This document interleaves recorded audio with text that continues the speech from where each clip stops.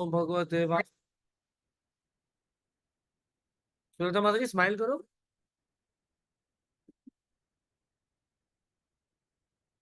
Yes, let us continue. क्षमा करें, थोड़ा 2 दिन का गैप हो गया था।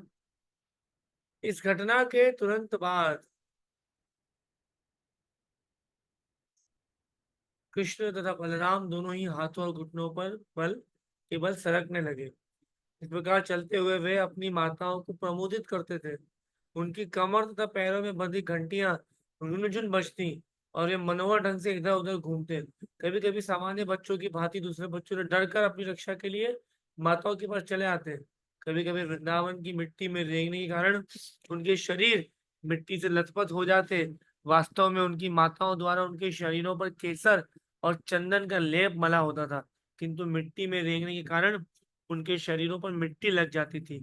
जो ही वे यशोदा तथा रोहिणी के पास रेंगते आते, उन्हें गोदी में उठाकर साड़ी के आंचल से ढककर दूध पिलाती। जब वे पयपान करते रहते तो माताएं उनकी दंतुलियां देखती। बच्चे क्या होता है, जैसे जो माता है जिनके बच्चे हुए, वो देखते हैं कि जब दूध पीते वक्त ना, माता देखते हैं बच्चों के कितने कितने आ, कितने दांत आए हैं। So then that is that. अपने पुत्रों को बढ़ता देखकर उनकी प्रसन्नता बढ़ जाती। कभी कभी नटखट बालक गौशाला तक रेंग जाते और बछड़े की पूंछ पकड़ कर खड़े हो जाते। इससे बछड़े विचलित होकर इधर उधर दौड़ते और बच्चे मिट्टी तथा गोबर के ऊपर घिसट के जाते। इस कौतूहल को देखने के लिए यशोदा तथा रोहिणी अपनी पड़ोसिनों को यानी गोपियों को बुला लेती। ये गोपियां कृष्ण की लीलाएं देखकर दिव्य आनंद में लीन हो जाती और प्रसन्नतावश वे जोर जोर से हंसने लगती। कृष्ण तथा बलराम दोनों इतने चंचल थे कि यशोदा तथा रोहिणी अपने अपने गृह कार्य में व्यस्त व्यस्त रहते हुए गाय बैल बंदर जल अग्नि तथा पक्षियों से बचाने का प्रयत्न करती रहती। अपने बालकों की सुरक्षा के लिए सदैव उत्सुक रहने तथा गृह कार्य में व्यस्त रहने के कारण वे शांति पूर्वक रह भी ना पाते। अल्पकाल में कृष्ण तथा बलराम दोनों ही उठकर खड़े होने लगे और अपने पैरों में कुछ कुछ चलने लगे। जब वे दोनों चलने लगे तो उनके हमजोली उनके साथ हो लेते और सब मिलकर गोपियों को विशेष रूप से यशोदा माता को और रोहिणी माता को परम आनंद प्रदान करते। यशोदा तथा रोहिणी की समस्त गोपी सखियां वृंदावन में कृष्ण तथा बलराम के नटखट बाल सुलभ कार्यकलापों का आनंद लूटने लगी। इससे भी अधिक आनंद प्राप्ति के उद्देश्य से सब एकत्र होती और माता यशोदा के पास इन चंचल बालकों की शिकायत करने पहुंच जाती। कृष्ण माता यशोदा के सम्मुख बैठे होते, तभी सारी गोपियां यशोदा माता से उनकी शिकायत करने लग जाती जिससे वे सुन सके। वे कहते, यशोदा जी, आप अपने नटखट कृष्ण को क्यों नहीं बरसती, मतलब क्यों नहीं डांटती। वह हर प्रातः सायंकाल बलराम के साथ हमारे घर में आता है। गाय धोए जाने के पूर्व बछड़ों को खोल देता है। इससे वे गायों का सारा दूध पी जाते हैं। जब हम धोने जाते, दूध ना होने के कारण हमें खाली बर्तन लेकर लौटना पड़ता है। यदि हम इस कृत्य के लिए कृष्ण तथा बलराम को धमकाती हैं, तो वे ऐसी मनोहर हंसी हंसते हैं कि हम कुछ भी नहीं कर पाते हैं। यही नहीं, आपके कृष्ण तथा बलराम को हमारा दही या माखन चुराने में बड़ा आनंद आता है। और चाहे हम कहीं भी क्यों ना रखें, जब हम उन्हें दही या माखन चुराते पकड़ लेती तो वो कहते हैं, आप हम पर चोरी का आरोप क्यों लगाती हैं। क्या आप समझती हैं कि हमारे घर में दही माखन का अभाव है? कभी कभी एक प्रसंग है, किसी को याद है कि भगवान कृष्ण गोपियों को ऐसा कहा करते थे कि तुम्हारे तो माखन में टेस्ट ही नहीं है। एनी रिलेटेड आइडिया कि कब ऐसा कहा होगा? हैंड रेस करें और बताएं जरा। मैं थोड़ा हाफ हार्टेड नॉलेज ही दे रहा हूँ, पर फिर भी। एनीवन? जब चोरी करते पकड़े आते, वो क्या है? प्रभनूर माता जी। हरे कृष्ण प्रभु जी दंडवत प्रणाम। प्रभु जी। जी जब क्या कहते हैं कृष्ण और बलराम खा रहे होते थे माखन खा रहे थे और तब उनको पकड़ लेते थे, तब वो कहते थे कि इनमें तो कोई टेस्ट ही नहीं है, फिर वो बंदरों को दे देते थे। थोड़ा सा इसमें हार्ड सीन ये है कि कभी कभी ऐसा होता है कि बंदरों को खिलाते और बंदर खाते खाते बोलते रहे, हो गया। मतलब बंदरों का पेट भर जाता था। मतलब वो पकड़े जाते, बोलते रहे, कैसा बेकार माखन बनाया है, बंदर भी नहीं खाया तुम्हारे माखन को। मैं क्या खाऊंगा, छी। ऐसे पटक के भी चले जाते थे वहां से। हालांकि भरपेट खा चुके होते थे, 10 7 दिन ले चुके होते थे। फिर बंदर भी खाते खाते बोलते थे, अरे यार बेकार, छोड़ो तुम, कभी नहीं खाएंगे तुम्हारा माखन। ऐसे करके चले जाते थे। यहाँ लिखा है, कभी कभी मक्खन दही तरह दूध चुरा के बंदरों में बांट देते। जब बंदर भरपेट खा लेते तो वो चिढ़ाते कि दूध या दही तरह माखन रद्दी है। यहाँ तक कि बंदर भी इन्हें नहीं खाते हैं। वे पात्रों को तोड़कर इधर उधर फेंक देते, बिखेर देते। यदि हम दही माखन तरह दूध को किसी एकांत अंधेरे स्थान में रखती हैं, तो आपके कृष्ण तथा बलराम अपने शरीर के आभूषणों तथा रत्नों के तेज से इस अंधेरे को, अंधेरे स्नान में भी माखन ढूंढ लेते हैं। यदि कदाचित उन्हें छिपाया हुआ दही माखन नहीं मिलता, तो वे जाकर हमारे बच्चों को चिकोटी काटते हैं, जिससे वो रोने लगते हैं और वे दोनों भाग जाते हैं। और पता है भागने के पहले क्या कहते हैं? जिसके माँ बाप में अगर क्वालिटीज नहीं है, गुड क्वालिटीज, तो उन गुड क्वालिटीज के अभाव में बच्चों को वो भुगतना पड़ता है। तुम्हारे माँ बाप ने हमको माखन नहीं दिया, अब तुमको काट के भागेंगे। और बच्चे इसलिए बलराम भाग जाते थे। माखन नहीं दिया तो तुम्हारा मतलब कुछ करेंगे हम। इसके बाद एक और लेवल है जो शायद यहाँ पे अ, बताया नहीं है कि कभी कभी दही चीके पे बांध देते हैं, तो आप अपने पहुंच से बाहर होने के लिए क्या करते हैं, चक्की के ऊपर काट के बक्से पर रखकर वहां तक पहुंच जाते हैं। यदि कभी नहीं पहुंच पाते, तो पत्थर वत्थर है तो छेद कर देते हैं। जब हम सोचते हैं अपने बालकों के शरीर से सारे रत्न जनित आभूषण निकाल लें तो अच्छा हो, वो ऐसा बोलते हैं कि ऐसा करो, आपके आभूषण निकाल लें। तो श्वेता कहती है अच्छा ठीक है, तो मैं कृष्ण का कल सारे आभूषण निकाल लूंगी, इससे माखन ना ढूंढ पाए। तभी गोपी कहती नहीं नहीं, आप ऐसा ना करें, इनके रत्नों को उतार कर आप क्या करेंगे? हम नहीं जानते कि कैसे बालक हैं, जो बिना आभूषणों के भी एक प्रकार का तेज फैलाते रहते हैं, जिससे वे अंधकार में प्रत्येक वस्तु देख सकते हैं। माता श्री ने बोलते अच्छा, तुम लोग अपना माखन जरा दही सावधानी से रखो, ताकि ना पहुंच सके। तो गोपी कहती हाँ, वास्तव में हम ऐसा करती हैं, किंतु ये बालक कभी कभी हम गृह कार्य में व्यस्त रहती है, इसलिए नटखट पता नहीं कैसे घर में घुस जाते हैं और सब वस्तु तहस नहस कर देते हैं। कभी कभी दही माखन ना चुरा सकने पर गुस्से में फर्श पर पेशाब तक कर देते हैं, कभी कभी उस पर थूक देते हैं। अब आप अपने बच्चों को देखो ना, वे किस प्रकार इस शिकायत को सुन रहे हैं। वे सारा दिन हमारे दहिया माखन चुराने की योजना बनाते रहते हैं। और जब हम इस तरह शांत अच्छे बालों की तरह बैठते रहते हैं, और आप किस तरह शांत बैठे हुए हैं, जरा उनके मुखमंडल को तो देखें। माता शिला सारे उल्हाने सुनते उन्हें बच्चों को डांटना चाहा, तो ऐसे बच्चे ऐसे बैठे, देखिए बच्चे ना बैठे। मेरा तो भगवान जो करते होंगे उससे 10 लाख 50 लाख 1 करोड़ दूर गुना भी ऐसा नहीं कर सकते, बट बच्चे बैठे क्या करें। और मैया को देखते होंगे, तो मैया सोचे डांटती उनको, और जैसे ही डांटना चाहा तो क्या हुआ, भोले भाले मुखमंडल को देखकर हंस पड़ी और डांट नहीं पाई। किसी दिन जब कृष्ण बलराम अपने मित्रों के साथ खेल रहे थे, तो सारे बालकों ने बलराम के साथ मिलकर ओ, यशोदा से कंप्लेंट की कि बालक कृष्ण ने मिट्टी खाई है। तो उनके माता यशोदा ने कृष्ण का हाथ पकड़ लिया, बेटे तुमने अकेले में मिट्टी क्यों खाई? देखो बलराम सहित सारे मित्र तुम्हारी शिकायत कर रहे हैं। अपनी माता की वजह से कृष्ण ने कहा, हे माता, क्या कहा भगवान ने? मैं नहीं माखन खायो, री मैया मोरी, सुन मैया मोरी, मैं नहीं माखन खायो। भोर भई गैयन के पाछे, मोहे मधुवन तोहे पठायो। ऑफ कोर्स बड़ा सुंदर भजन है सूरदास जी का, अभी हम इसको गाएंगे। सांझ भई गैयन के पाछे, शाम शाम हुई, मैं गैयों के पीछे पीछे आया, मेरे को समय कब मिला? ओ मैया मोरी, फाइनल भजन। मैं नहीं माखन खायो, अरे मैं कब टाइम मिले, तुम सुबह होते ही तो मुझे भेज देती हो तालवन मधुवन, जाके मैं वहां पे गैया चराता हूँ।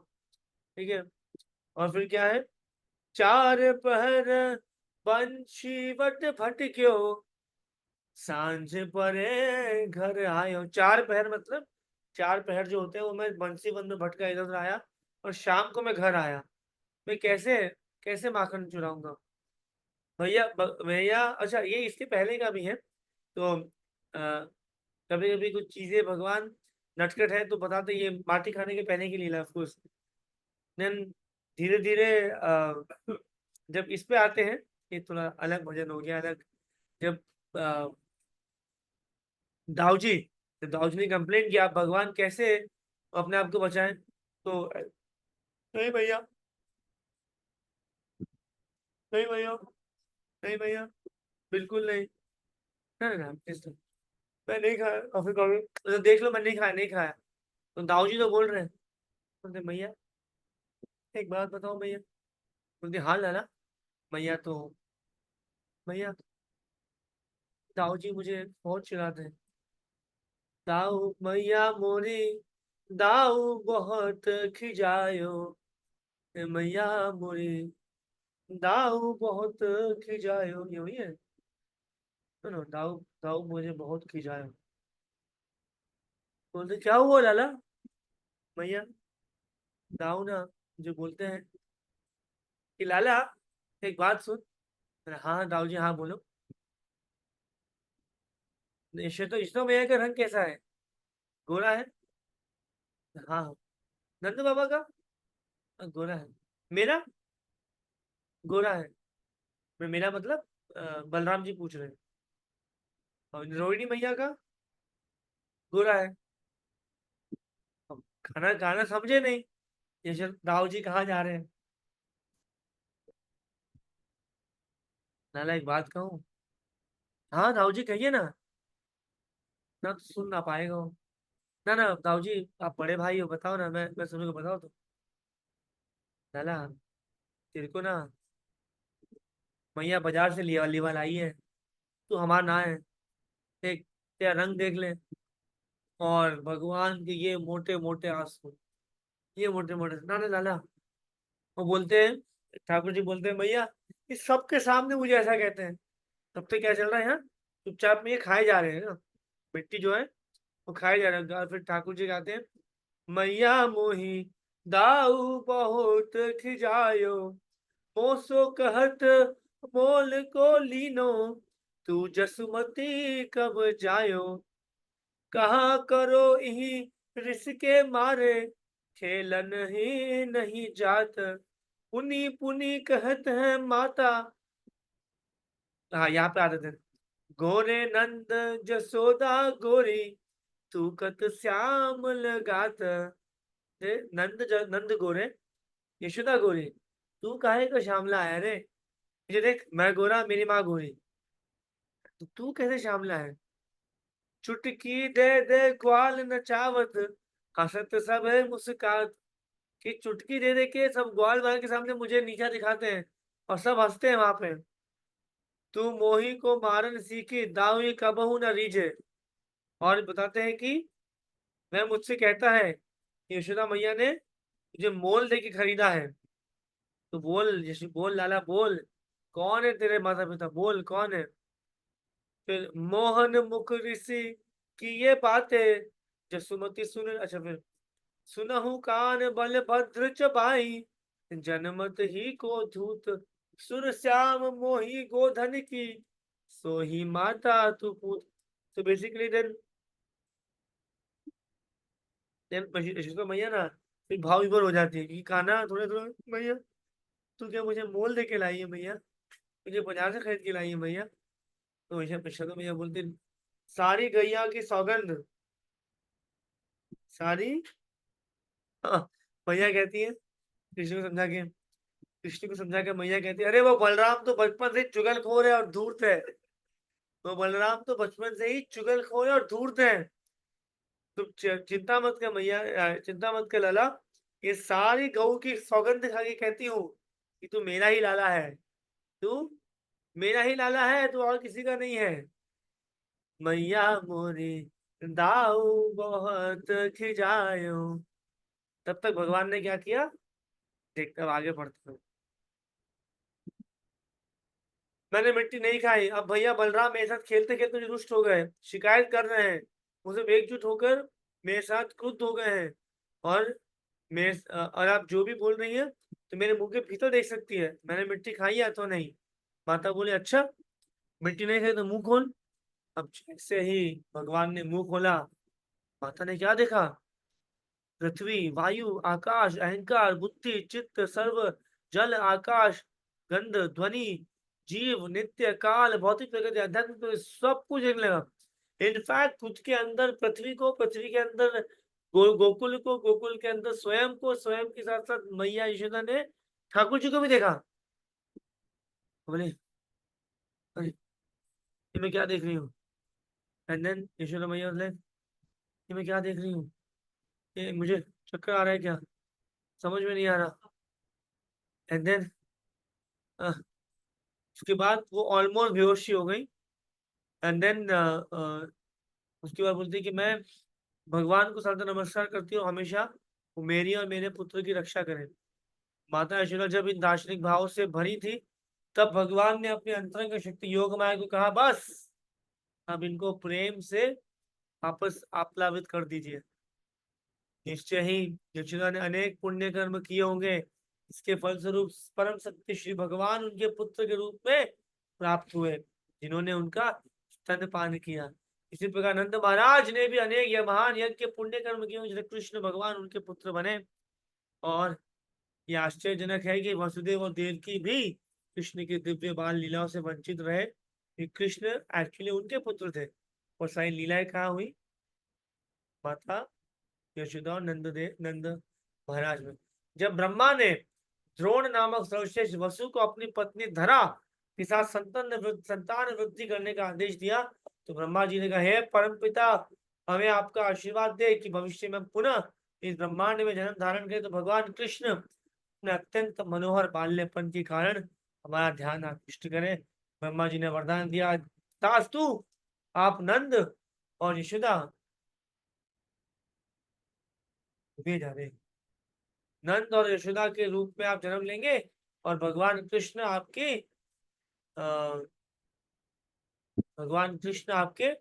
पुत्र के रूप में उपस्थित होंगे। और यही बलराम, यही ब्रह्मा जी के वरदान की पूर्ति के अनुरूप भगवान ने नंद और यशोदा के वहां पे घर में, आंगन में बहुत सारी बाल लीलाएं की।